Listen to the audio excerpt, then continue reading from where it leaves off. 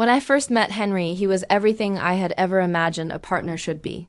He was attentive, gentle, and endlessly reassuring, always talking about the future as if it were something solid and unshakable.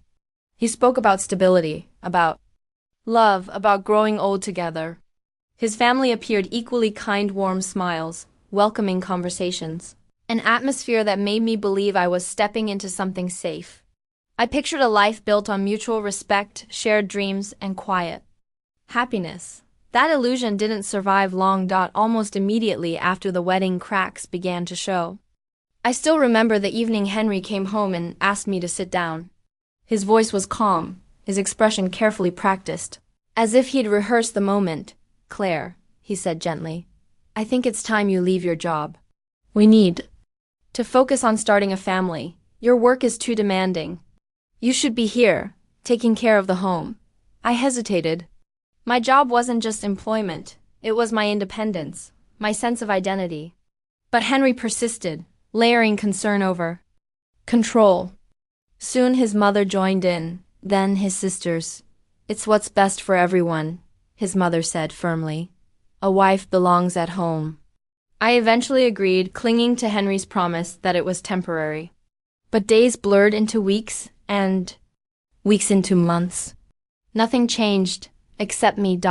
My life became a rigid routine of labor, cleaning endlessly, cooking for his parents, waiting on his siblings. I wasn't invited to sit and eat. I was expected to stand, to serve, to remain invisible. I often caught myself thinking, this isn't the life I agreed to. But every attempt to voice that thought turned into conflict. "You're being ungrateful," Henry would snap. "This is how families function.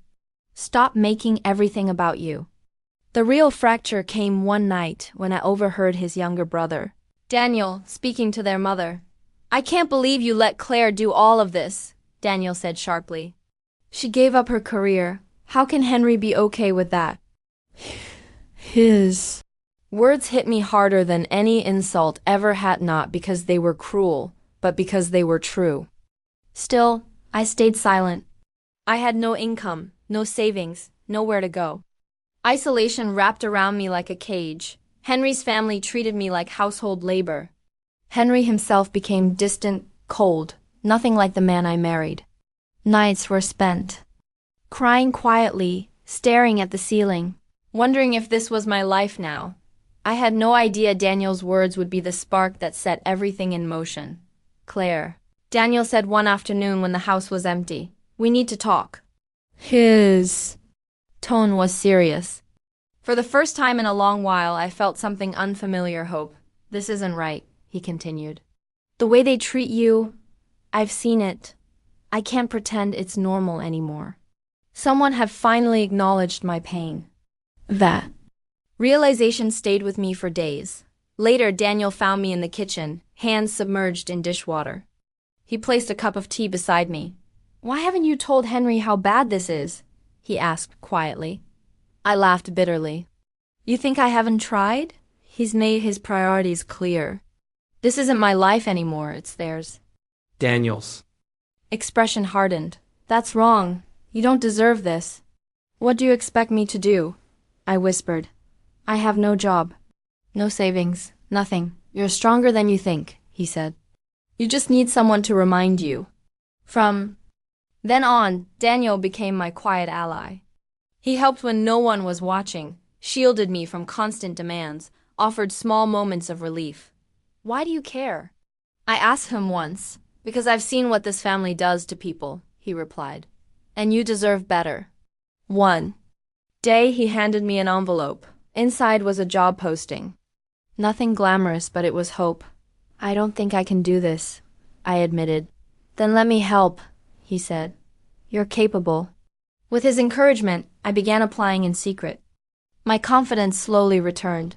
But as it did, my awareness sharpened. The environment I lived in was toxic beyond repair. One evening at dinner, Henry's mother sneered. "Claire, remember your place. You're here because we allow it." For the first time, anger replaced fear. Then came the day everything broke open. I overheard Henry and his mother talking, their voices sharp. "She's a burden," his mother hissed. She brings nothing, no money, no status. Why do we keep her? I waited for Henry to defend me. Instead, he said something worse. She won't leave. Because she has nowhere to go, he said coldly. She's stuck here, and that works for me. Someone has to take care of Wand. Dada was like a knife to the chest. My own husband, the man who had vowed to love and protect me, saw me as nothing more than a convenience. That evening, alone in the tiny room, they called me space, staring at the job application I had completed with Daniel's help. His words echoed in my mind.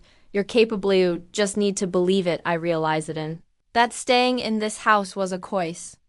They could only hold power over him if I let them. With shaking hands, I sent the application the moment I hit submit. It felt like a small weight had lifted from my shoulders. The next day, Daniel noticed a change in me. Standing teller, he said with a grin. I finally did it. I told him I applied for the job. Heaven, that's amazing.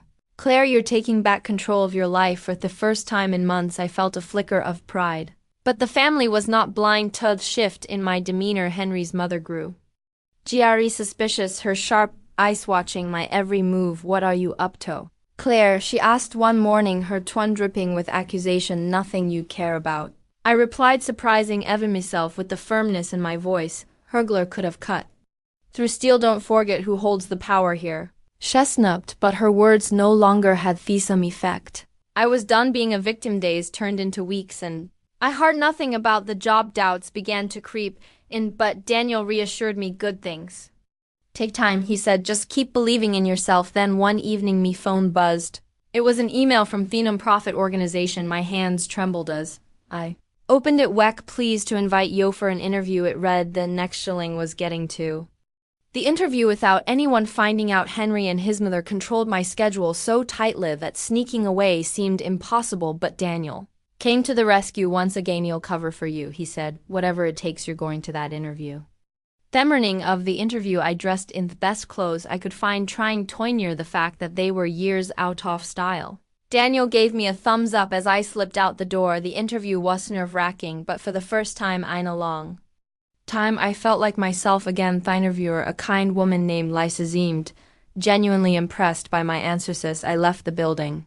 I felt a surge of hope. Maybe, just maybe, things were starting to change. When I returned home, however, Henry's mother was waiting. Fawn, where were you? She demanded, her voice out. I said simply, meeting her gaze with a steadiness that surprised us. Bother eyes narrowed. Don't think you can defy me, Claire. This is my house and you live here on my terms. But I didn't feel fear this time. I felt something else entirely. Defiance. I didn't know it then, but my small act of rebellion had set the stage for a confrontation that would finally break my chains. A week later, I was helping Daniel prepare lunch in the kitchen when my phone buzzed. It was a call from the nonprofit organization. Claire, we were very impressed with your interview, said Lisa, the woman who had interviewed me. We'd like to offer you the position. I nearly dropped the phone. Tears filled my eyes as I stammered out a thank you. After months of feeling powerless, I finally had a way out.